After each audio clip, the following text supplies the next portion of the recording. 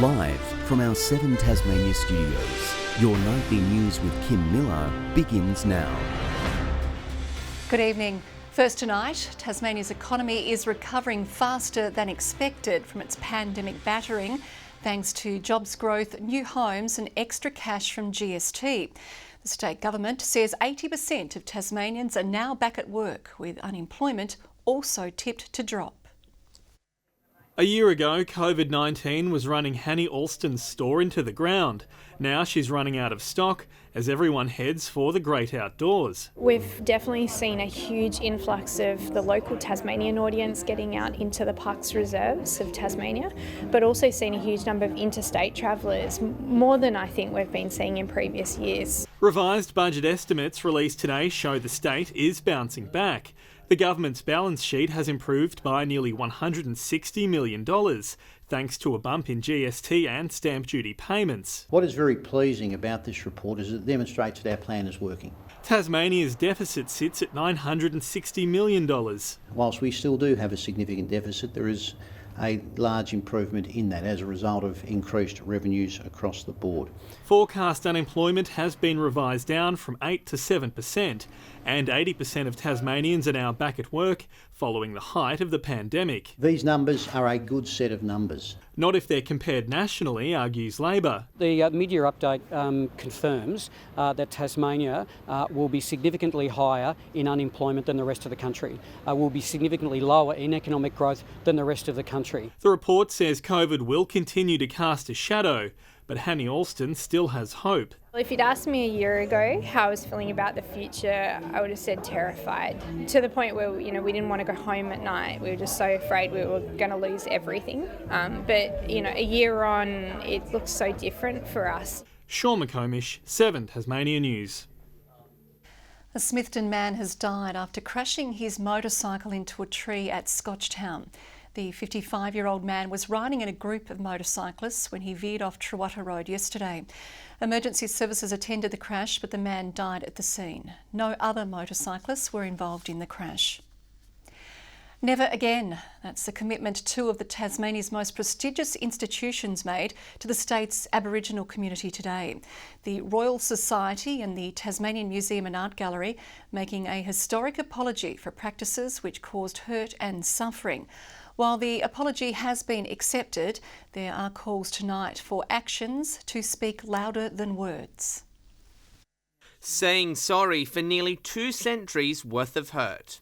2 of Tasmania's most renowned centres for learning and knowledge, admitting historical practices conducted against Aboriginal culture should never have happened.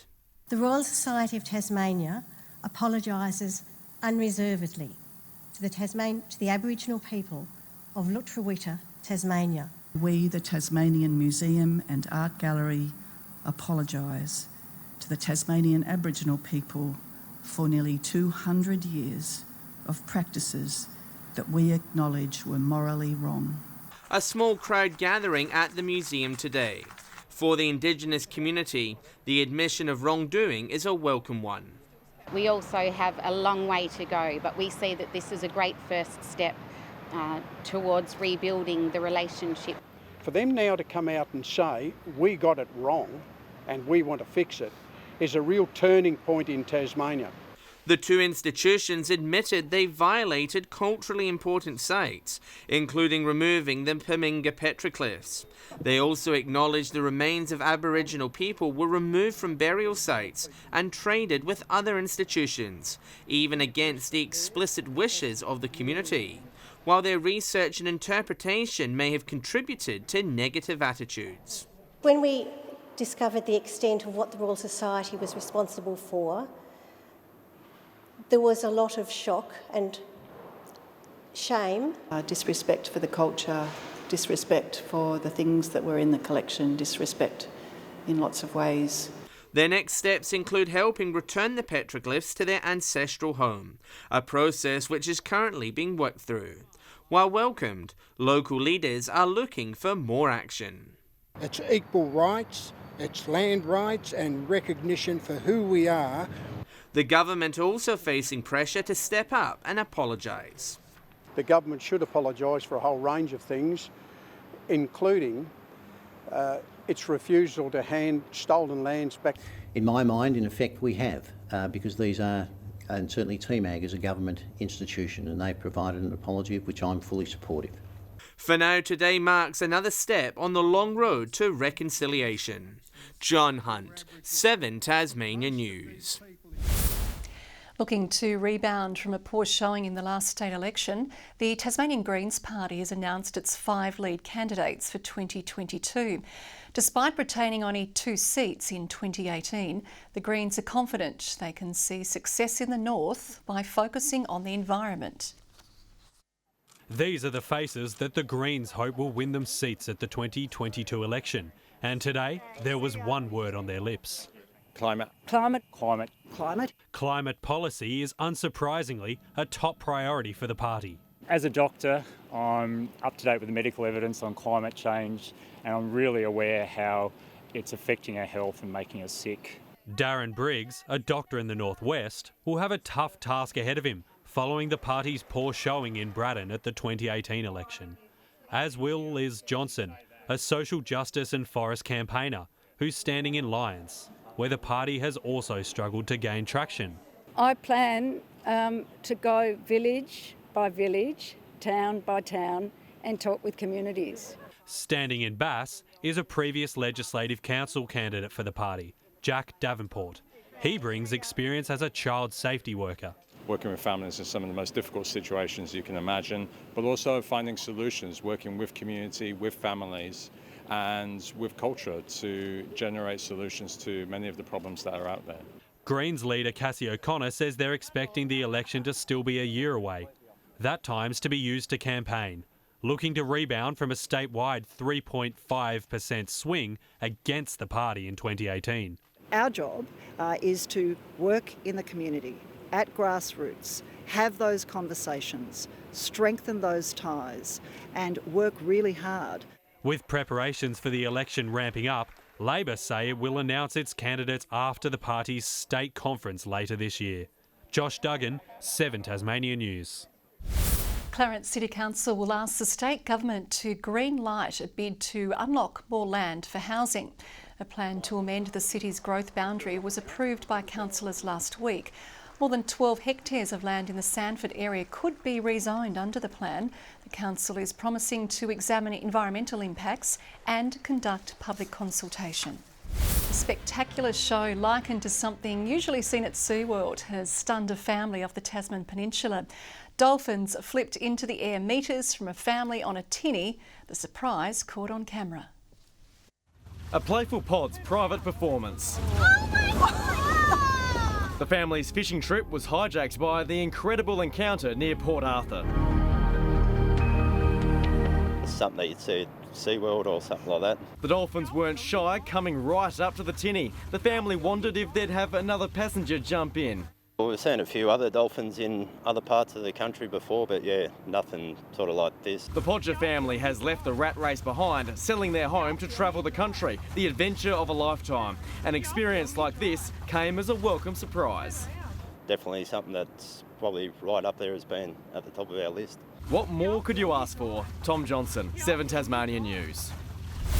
The reigning TSLW Premier Launceston has found a new home in the NTFA's women's competition. The league is playing down concerns the club will be too strong, claiming it can only help improve the league standard. With its TSLW Premiership only freshly minted, Launceston relied on a lifeline from the Northern Tasmanian Football Association to keep its women's program going. We always aim to be the highest standard that we can be. It's something we've worked on for a long time, but I think it'll be very much fit into the regional footy this year. It means the TSLW powerhouse will come up against sides which struggled to win a game in 2020, even with a reduced competition. But the league says the Blues' admittance will only lift the league standard. Yes, there are concerns. Any concerns are actually positive, because they're going to push us to strive to be better. But we've worked quite hard and quite closely with Launceston and our existing clubs, and we've come up with a process that's pretty fair and equitable for all those involved. That process doesn't involve a player player point system, although the NTFA is considering one for next year. Launceston also points out its team will be missing AFLW star power like Mia King, Daria Bannister, Brooke Brown and Abby Green. They'll be staying in Melbourne, and obviously we have to consider that COVID hasn't gone yet, so yeah, we're not considering them as part of the numbers at this stage. It'll bring the total number of sides to 12, with Deloraine, Hillwood and Longford set to field teams for the first time in 2021. Without a premier women's competition in the state, players will need to rely on representative games between the regions to catch the eye of AFLW talent scouts. We've been working closely with the North West and the Southern Footy League to enable the best players to play that highest league, so they will not be missed. Meanwhile, Clarence and Glenorchy are on the verge of joining the Southern Football League's women's competition. With 18 teams, the SFLW will have 2 divisions, something the Northern competition will consider next year. A thumb injury from the Big Bash is keeping Peter Siddle out of Tasmania's Sheffield Shield squad. Tim Payne will lead the side, taking on Queensland from Wednesday. Siddle is expected to be right for the Tigers' following clash against Victoria in March.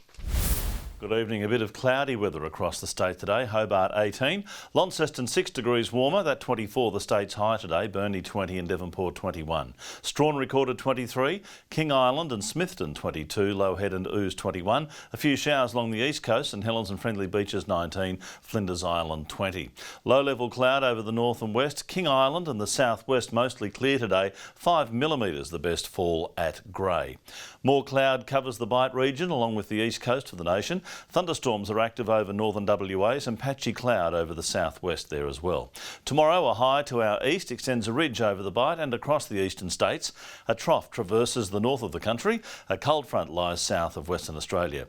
East to northeasterly winds are 10 to 15 knots, reaching 20 to 25 knots tomorrow over the northwest. Winds southeasterly over the southwest of the state, swells at 3 metres. Hobart, a high of 24 and mostly sunny tomorrow, 23 on Bruny, Adventure Bay, nice day. Partly cloudy for Tarraleah and 24 degrees. Launceston shooting for 25 and partly cloudy, Devonport 22, a top of 24 for Bridport. Burnie, a high of 21 and partly cloudy. Strawn 24 degrees, fine, bit of cloud about, and 22 the top for Marrawar. St Helens tomorrow 21 and partly cloudy. Swansea 23, same for Whitemark on Flinders Island. UV at a very high 10. On Wednesday, mostly fine and cloudy, warm over the west and south. Hobart 29 on Thursday, fine and mostly sunny, maybe a shower later over the northeast. And on Friday, warm across the state, 31 for Hobart, Strawn 30. A shower could move in later over the west. Sunny and 34 in Perth tomorrow, Adelaide 33, fine and warm as well in Melbourne. A cloudy day forecast for Canberra, a few showers for Sydney and Brisbane. Mostly cloudy at the moment, 18 degrees in Hobart, 19 right now in Launceston and 19 in Devonport. And later in the week, the Queensland cricketers will be down here, bringing the weather with them too. Looks like the temperatures will be pushing 30 later in the week for the Shield match. And tonight also, I'd like to acknowledge my wife Donna for putting up with me for the last 29 years. Actually, Kim, we've come up with the secret to a perfect marriage. It's dinner and dancing 2 nights a week. She goes Fridays, I go Saturday. I thought you were being too kind to be true. Donna, you do deserve a medal. We all say that daily. That is all we have time for tonight. Thanks for joining us. On behalf of the entire team, good night.